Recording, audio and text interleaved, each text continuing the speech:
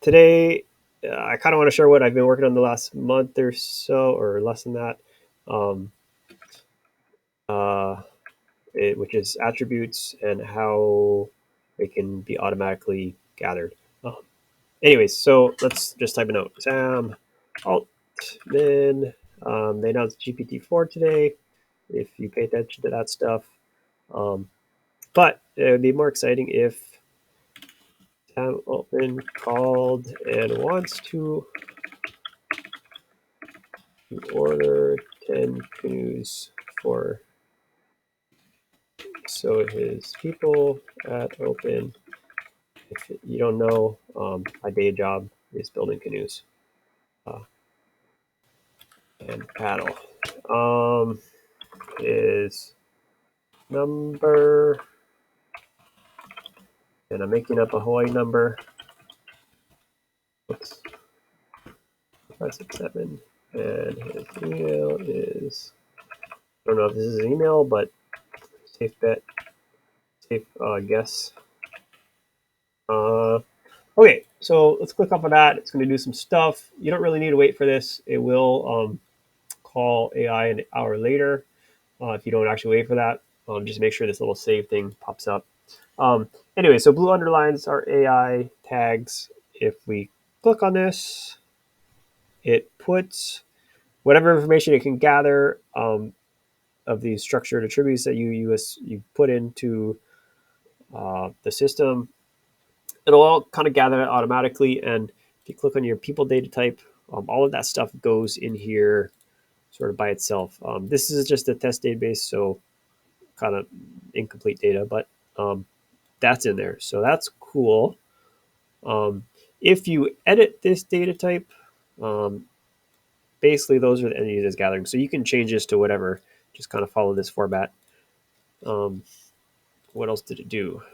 So it also took that and stuck his information in the OpenAI um, company page.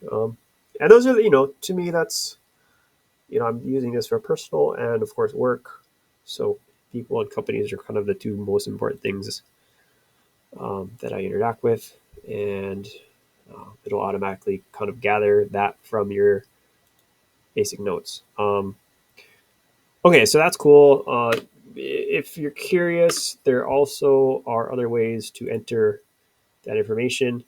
You can specify attributes manually. So if you type phone number, make sure it's the same sort of text as in the structured data. You can also do it that way. And so, like a manually formatted uh, attribute will override AI attributes. So if you really want to put something in there, make sure it goes in there. You can do that. Um, and actually, you can directly enter stuff too. At least for now, like you can directly enter things, and that'll of course. So the order of operations is like direct entry, manual entry into blocks of notes, and then of course AI is last. But hopefully AI is what you would use most.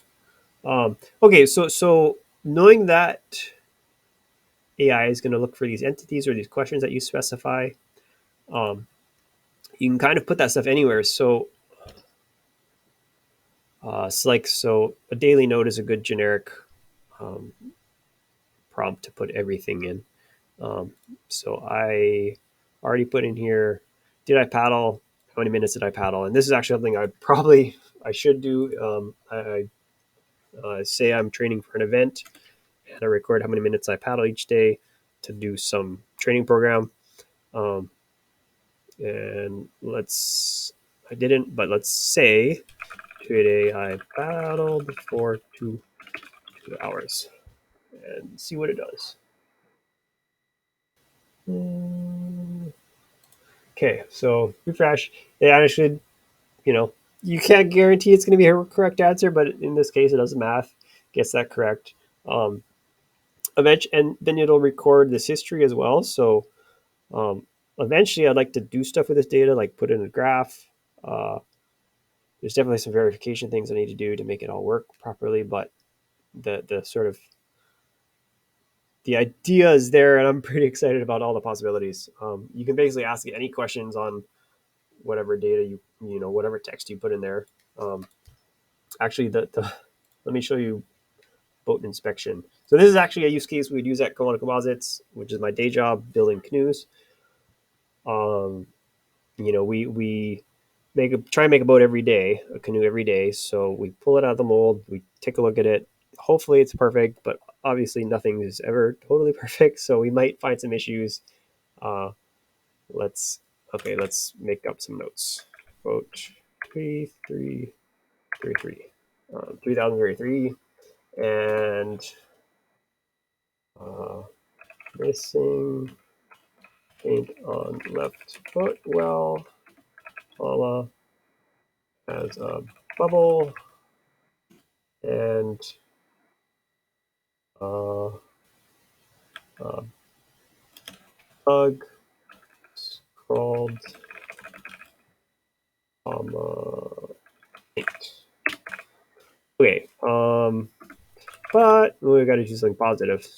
It came out super light at 16.5 pounds.